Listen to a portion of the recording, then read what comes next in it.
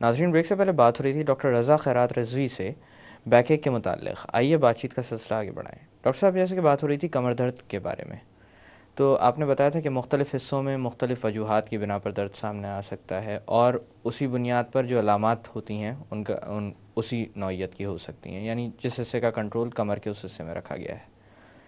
तो मैं आपसे एक चीज़ और पूछना चाहूँगा कि रोज़मर्रा की ज़िंदगी में मुख्तलिफ़ आदात व अतवार होती हैं, बैठने के अंदाज़ होते हैं, क्या ये भी कमर के दर्द की वजह बन सकते हैं? बिल्कुल यकीनी तौर पे कमर के दर्द की वजूहात बन सकती हैं, बिकॉज स्पाइन का एक जो नॉर्मल कर्वेचर है, अगर हम उसको कॉन्स्टेंटली इस तरह बैठें कि मतलब उस पॉस्चर का ख्याल ना रखें, तो definitely you can develop muscle spasm resulting in the back एक। मसल स्पैज़म लाजिम बात है, आप बैठ के झुक के मुसलसल काम कर रहे हैं, जैसे कंप्यूटर्स वगैरह पे कंप्यूटर्स अमूमन वगैरह होता पे है। बैठ के काम कर रहे हैं कॉन्स्टेंटली, आप झुके में like this sitting not making the proper posture like this, definitely it can hurt your muscles and leading to the muscle spasm.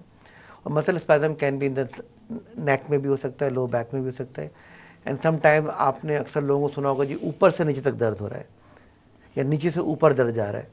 तो यूजुअली नीचे से दर्द ऊपर नहीं जाता, this is only because of some severe muscle spasm, जिसकी वजह से रैफर्ड पेन होता है एक, जो कि दूसरी मसल्स को इन्वॉल्व कर रहा होता है। ऊपर से नीचे दर्द आने की वजह अगेन फिर वही है कि आपकी पोस्चरिंग सही नहीं है, प्रॉपर पोस्चरिंग ना होने की वजह से बहुत ज़्यादा बैंड होकर बैठना, उसकी वजह से। और फिर बहुत सारे प्रोफेशन ऐसे हैं, लाइक जैसे दर्जी है, वो मुसलसल बैठ के एक अलग पोस्चर में बैठ के नीचे सिलाई कर रहा है या मोची काम कर रहा है, तो उन सबों के जो पोस्चर है they are really affecting their back, उससे उनको मसल स्पैज़म डेवलप हो सकता है लीडिंग टू द बैक एक।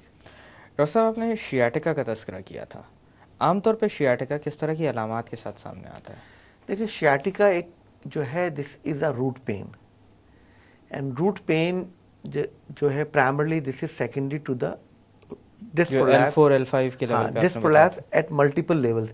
शियाटिका 5 रूट से मिलकर बनती है, ठीक है, तो उसमें जो कॉमनेस्ट साइट हैं they are L4 5 and L5 S1, ठीक है। L4 5 and L5 S1 the commonest sites for disc prolapse, and any disc prolapse वो जिस साइड पे, if it on the right side तो वो राइट लेग को involve करेगी and will go up to the big toe, एक और पैर में दर्द जा रहा एक होता पैर है। में दर्द जा सकता है। अगर वो सेंट्रल डिस्क है, दरमियान में है, तो वो दोनों लेग्स को भी इन्वॉल्व कर सकती है, और कभी कभार चलने के अंदर अंदर नमनेस डेवलप हो जाती है, 2-4 कदम चले, 10 कदम चलने के बाद नमनेस, एंड देन बैठना पड़ता है। तो इसका मतलब है कि जो सेंट्रल कनाल है वो टाइट हो रही है, और उसकी वजह से ये प्रॉब्लम पेन के साथ साथ नमनेस भी है। अच्छा डॉक्टर साहब, इस कस्म का दर्द कितने अरसे तक रहता है, तो फिर उसके ऊपर शियाटिका के मतलब अंदेशा होने लगता है डॉक्टर्स को कि ये शियाटिका तो नहीं? देखिए, दर्द कितने अरसे तक रहने की बात नहीं है जी, ठीक है ना, ये डिपेंड ये करता है कि आपके सिम्टम्स कितने सीवियर हैं, ठीक है। आपके सिम्टम्स अगर बहुत सीवियर हैं तो it's a matter of a day और two, it's a matter of hours, जी, आधे घंटे के अंदर आपको पेन डेवलप हो सकता है। अगर आपको कोई एक्टिव इशू डेवलप हो गई है, कोई एक्यूट डिस्क प्रोलैप्स हो गया, लाइक आप कोई भी ऐसा पोस्चर सडनली आपका हुआ जिसकी वजह से आपको एक शूटिंग पेन हुआ, and then you are unable to even walk straight, तो इसमें कुछ लोगों को तो लंबे अरसे से चल रहा होता है पेन, और वो छोटी सी डिस्क होती है जो कि इरिटेट कर रही होती है, and they are not taking proper treatment या प्रॉपर पॉस्चरिंग नहीं करते, जो उसकी प्रिवेंशन है उनको अडॉप्ट नहीं करते, तो वो फिर उनकी सिम्टम चलती रहती हैं। तो लोगों को तो साल चल रहा है, मतलब पिछले 20-20 साल से लोग आ रहे हैं विद द पेन के लिए, ऑपरेट नहीं कराना है, बस दवाएं दे देना, वो प्रॉपर उसके जो एक मैनेजमेंट है, नॉन सर्जिकल मैनेजमेंट, उसको भी फॉलो नहीं कर रहे, जो प्रिकॉशंस हैं उनको भी फॉलो नहीं कर रहे, only they want to take the medication for some time, pain relieve हुआ फिर शुरू, again keep on coming again and again. Doctor साहब, क्या शियाटिका के मामले में हिफाजत मुमकिन है? हिफाजत किस तरह? मतलब वो लोग जिनके अंदर अभी शियाटिका का मामला सामने नहीं आया। देखिए, हिफाजत इसी तरह मुमकिन है कि आप वेट लिफ्टिंग के ऊपर जब भी लिफ्ट करें तो put your weight on the legs, not on the backs. कोई भी चीज़ उठाना चाहे तो लेग्स को बेंड करके लिफ्ट करें जी, पॉस्चरिंग को अपनी प्रॉपर रखें, ठीक है। हार्ड बेड इस्तेमाल करें, कोशिश ये करें कि हर वो काम जिसमें तकलीफ़ बढ़ती है उसको अवॉइड करें। अच्छा डॉक्टर साहब, इसी तरह से जो बाइक राइडर्स होते हैं जिनकी जॉब की नौइयत कुछ इस तरह की होती है कि वो दिन के बेशतर हिस्से में बाइक चला रहे होते हैं, उनमें भी कमर की तकालीफ ज़्यादातर नज़र आती हैं, कोई ख़ास वजह है इसकी? देखिए, कमर की तकालीफ का अगर लोकलाइज पेन, जैसे कि कमर के किसी एक हिस्से में पेन हो रहा है, जी। तो वो फिर अगेन पॉस्चरिंग है, मतलब कितना एक ओवरवर्कड एक इंसान हो रहा है, उसको कितना उसके बाद वो उसको रिलैक्स कर रहा है, वो तमाम चीज़ें। लेकिन definitely when we talk about the sciatica, yes it can aggravate with bikes जी, वगैरह पे ट्रैवलिंग करने में खड्डों से बढ़ बचना सकता है। पड़ता है, उससे बढ़ सकता है। बैक एक में ये है कि अगर इट्स लोकलाइज लोअर बैक में खाली एक जगह पेन है, तो अगर उसका प्रॉपर वर्कअप कर लिया, it's not sciatica, then in that case उसमें फिर एहतियातें करें, मतलब थोड़ा सा एहतियात से बाइक चलाई जाए। डेफिनेटली जिसका प्रोफेशन है कि उसको मार्केट में लेना है विद ऑन बाइक, उसकी ड्यूटी ऑन बाइक है, तो फिर उसको वो अवॉइड तो नहीं कर सकता। लेकिन ये है कि एहतियात, कमर को सीधा रखे, कभी कभार बेल्ट एडवाइस कर देते हैं हम, डिपेंड करता है कि जी ड्यूरिंग वर्क टाइम आप बेल्ट लगा लें और जी। लेटने के वक्त खोल लें। लेकिन उन तमाम चीज़ों में प्रिकॉशंस का बड़ा इंपॉर्टेंट रोल है, क्योंकि प्रिकॉशंस मरीज़ को करनी होती है। We only can advise them ना, वी जी। Can not do the precautions for them ना। अच्छा डॉक्टर साहब, एक चीज़ मैं आपसे पूछना चाहूँगा कि कमर में होने वाला दर्द का ताल्लुक़ पट्ठों से भी हो सकता है, रीढ़ की हड्डी से भी हो सकता है, नर्व कंप्रेशन का मामला भी हो सकता है। आप ये तशख़ीस कैसे करते हैं कि जब भी कोई मरीज़ आपके पास आता है, जो आपने एक अंदाज़ा लगाया होता है कि ये वजह है, आप उसको हतमी तौर पर तशख़ीस किस तरह करते हैं कि देखिए, दर्द किस वजह तशख़ीस से? के लिए 2-3 स्टेजेस होती हैं। नंबर 1 तो एक क्लिनिकल एग्जामिनेशन होता है।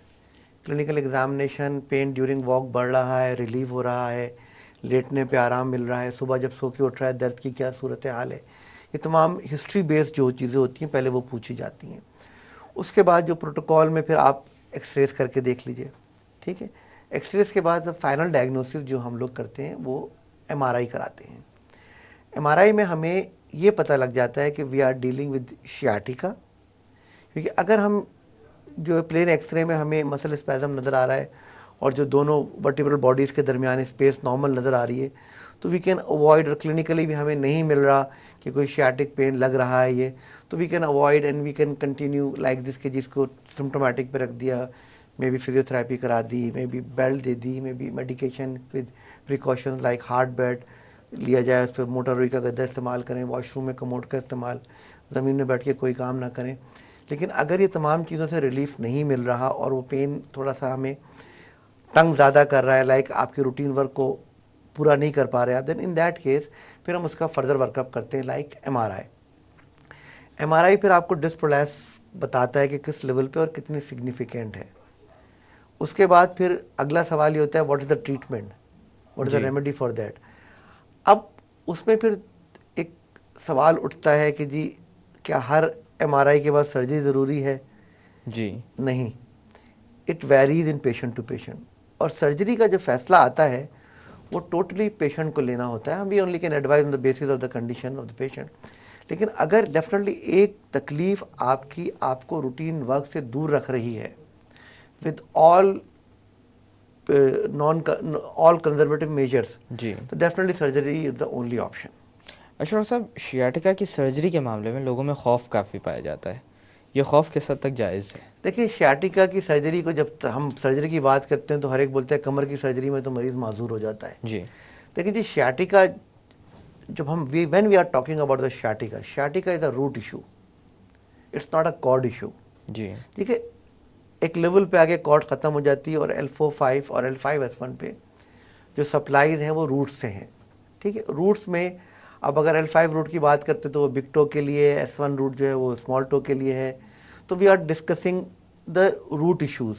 अब रूट इशू में माजूरी वाली बात ये तो ज़रूर हो सकती है कि सर्जिकल फेलियर में कोई इन्फेक्शन हो जाए तो पेशेंट बेड बॉन्ड ज़रूर हो सकता है, लेकिन माजूरी जिसे कहते हैं कि निचला धड़ माजूर हो गया, वो नहीं होता, फॉर श्योर वो नहीं होता। अगर वर्ष अगर कुछ होता है तो बिग टो की वीकनेस हो गई, स्फिंक्टर्स कभी कभार इम्पेयर्ड हो जाते हैं, अगर कोई बहुत ही सर्जिकल कॉम्प्लिकेशन बड़ी बड़ी हो डेवलप जाए हो तो? गई। लेकिन ये वाली बात कि जी निचला धड़ माजूर हो गया, फलाने कमर का ऑपरेशन, तो वो वेरी करता है कि उस कमर ऑपरेशन की किस बेसिस पे सर्जरी, जो किस बेसिस पे हुई थी, and what was the initial diagnosis for that one. अगर हाई लेवल की डिस्क ऑपरेट कर रहे हैं डेफिनेटली वहाँ थोड़ा रिस्क होता है। लेकिन अब जो एक लेटेस्ट टेक्निक्स इतनी आ गई हैं कि होपफुली बहुत कम चांसेस होते हैं जहाँ के माधुरी। हाँ, नेक्स्ट सर्जरीज जो हम करते हैं डेफिनेटली उसमें थोड़ा सा risk as compare to these one ज़्यादा होता है, because we are dealing with the cord. जो सर्वाइकल प्रॉब्लम्स के लिए। सर्वाइकल प्रॉब्लम्स के लिए। डॉक्टर साहब यहाँ पे थोड़ी देर की बातों का सिलसिला रोकते हैं। नाजरीन, वक्त हो एक छोटी सी कमर्शियल ब्रेक का। ब्रेक से वापस आकर बैकएक के मुतालिक मज़ीद बात की जाएगी। Stay with us.